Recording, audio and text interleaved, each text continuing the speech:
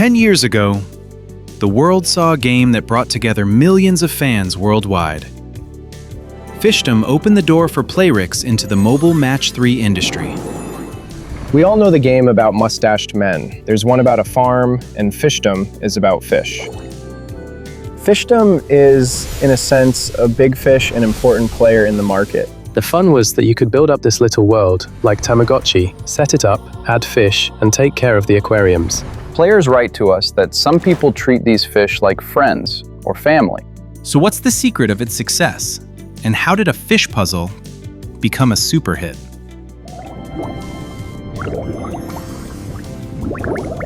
Let's go back to the early 2000s. Computers started appearing in every home, and with them came video games.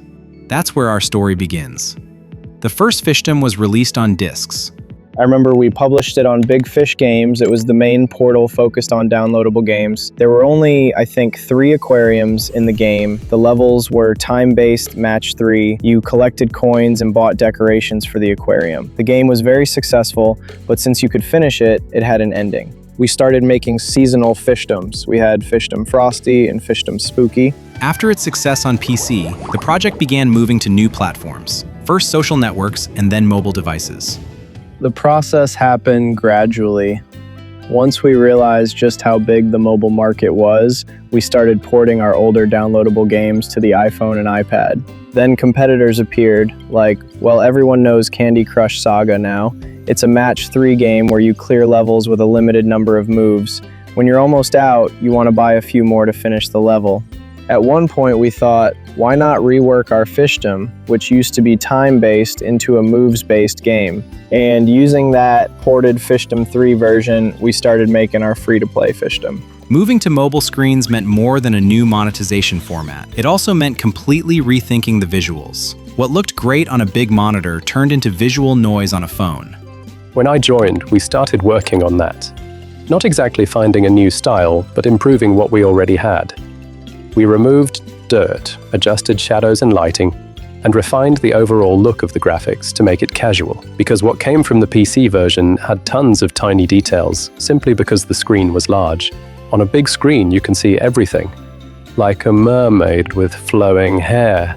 But on a phone, it only gets in the way. Then it was time to launch on the mobile market. Switching to a mobile app and the free-to-play monetization model was something new for us at that time. We didn't have much experience with it. At launch, we bought ads on one channel. We saw good metrics and got excited.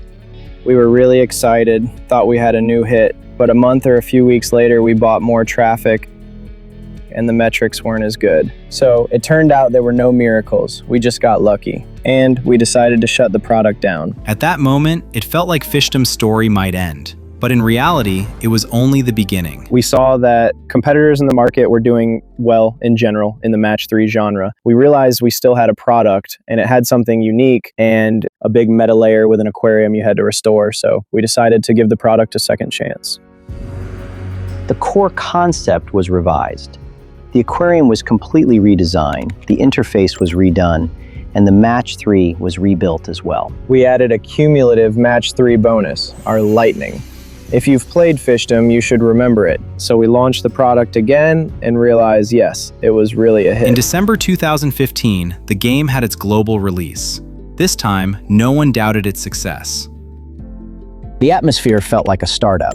We were growing fast. When I joined, the team was about 35, maybe close to 40 people. That's probably the kind of atmosphere we had. The project team grew and changed, but one thing stayed the same: high standards and a unique culture of quality.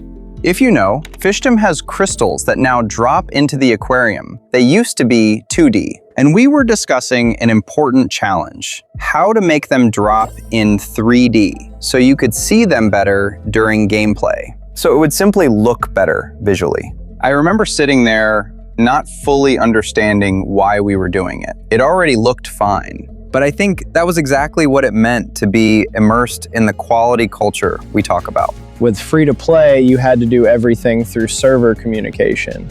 I remember when we launched Fishdom, if considering servers, the number of requests, i.e. players' server requests, it costs money. And you can only raise limits so much based on requests per hour, per minute, and so on. We monitored it constantly. Sometimes we even had to wake up at night to check how close we were getting to the limits.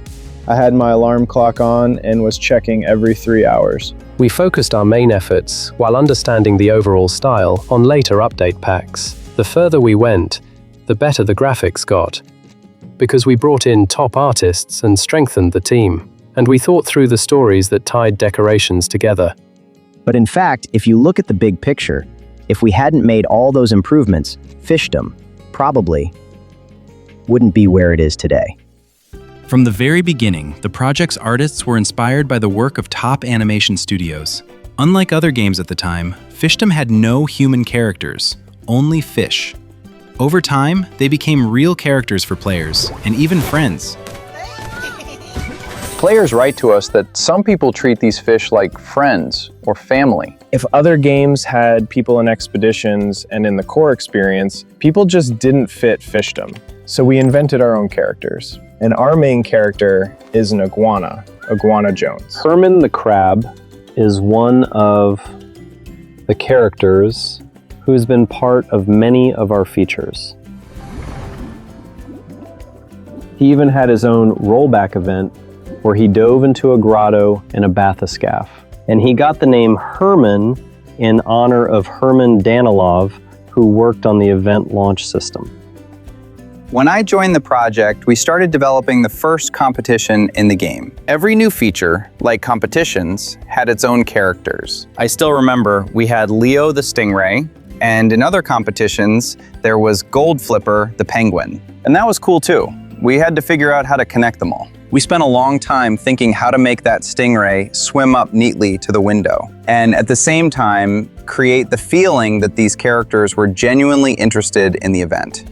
As the game evolved, it literally gained more and more layers. Season passes appeared.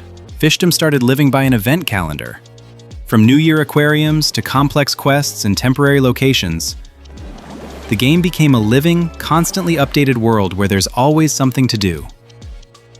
Fishdom was the first project where we added a season pass. A season pass is a feature where you can buy a pass for a month, and by playing every day, you get special rewards.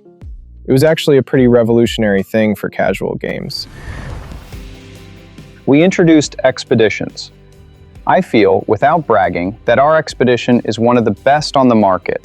That's my subjective opinion, but at least I haven't seen anything better. Match 3 has gained a lot of cool changes. It's enjoyable to play now. And probably our events. We've added a lot of them recently. All of that together creates a game you enjoy coming back to and don't want to leave. Easy to start, hard to stop. To understand how the events work, you need to look at analytics data. But analytics are just numbers. When we think about improving events, we think about player experience. Over the years, Fishdom went from a disc-based game to a global mobile hit.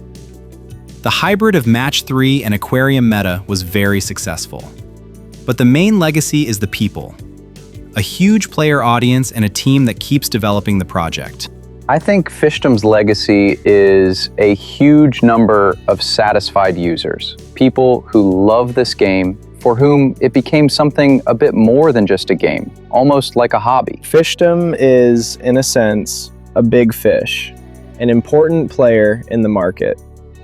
It turned out that Fishdom is a passion project for me. When I joined the company, I got assigned to Fishdom, and it's a real pleasure to work with this team. Love you all. Let's keep moving forward and make Fishdom even better.